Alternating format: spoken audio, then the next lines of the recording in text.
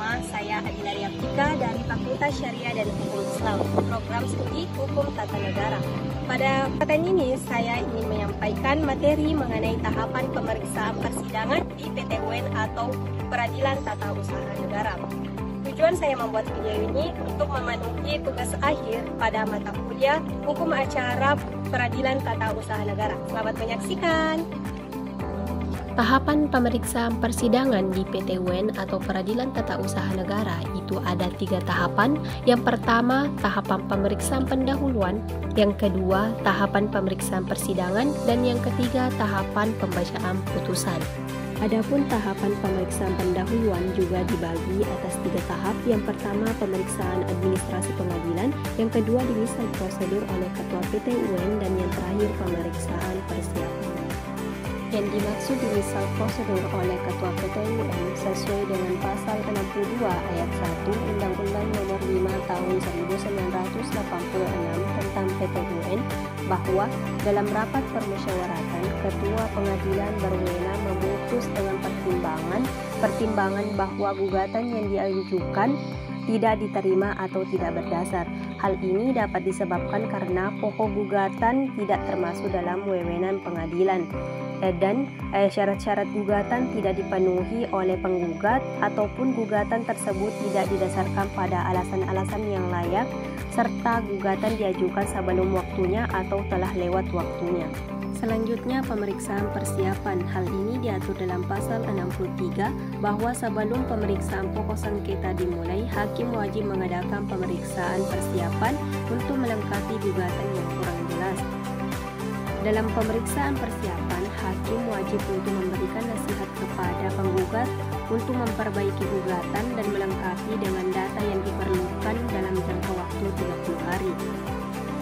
Apabila dalam jangka waktu tertentu penggugat belum menyempurnakan gugatannya, maka hakim menyatakan dengan putusan bahwa gugatan tidak dapat diterima serta tidak dapat digunakan upaya hukum, akan tetapi dapat diajukan gugatan baru. Selanjutnya, bagian kedua, tahapan pemeriksaan persidangan.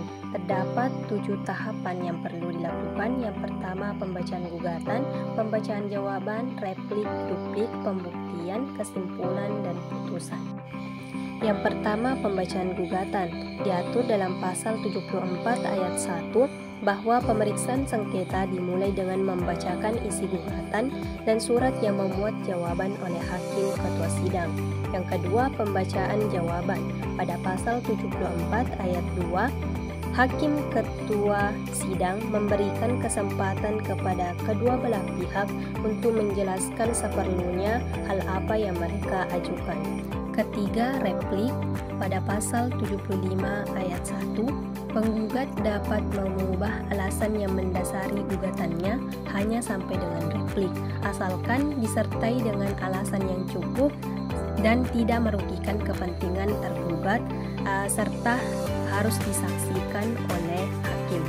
Keempat, duplik. Pada Pasal 75 Ayat 2 bahwa tergugat dapat mengubah alasan yang mendasari jawabannya hanya sampai dengan duplik, asalkan alasan yang cukup dan tidak merugikan kepentingan penggugat, dan hal tersebut harus dipertimbangkan dengan seksama oleh hakim.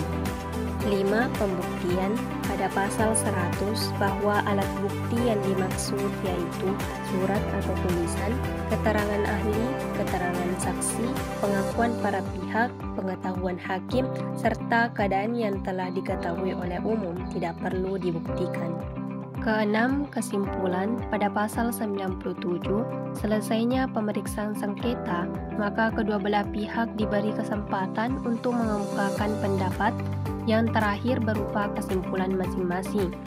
Setelah mengemukakan kesimpulannya, maka hakim ketua sidang menyatakan bahwa sidang ditunda untuk memberi kesempatan kepada majelis hakim bermusyawarah dalam ruang tertutup. Dan tahapan pemeriksaan persidangan yang terakhir yaitu putusan. Bagian ketiga, tahapan pembacaan putusan diatur dalam Pasal 108 bahwa putusan pengadilan harus diucapkan dalam sidang terbuka untuk umum. apabila tidak salah satu pihak atau kedua belah pihak tidak hadir pada waktu putusan pengadilan diucapkan atas perintah hakim ketua sidang, kali 6 putusan itu disampaikan dengan surat tercatat kepada yang bersangkutan. Yang terakhir, tidak dipenuhinya ketentuan tersebut, maka berakibat putusan pengadilan tidak sah dan tidak mempunyai kekuatan hukum. Itu yang sempat saya sampaikan terkait tahapan pemeriksaan persidangan di PTUN. Semoga apa yang saya sampaikan bermanfaat dan mohon maaf apabila ada kesalahan. Wassalamualaikum warahmatullahi wabarakatuh.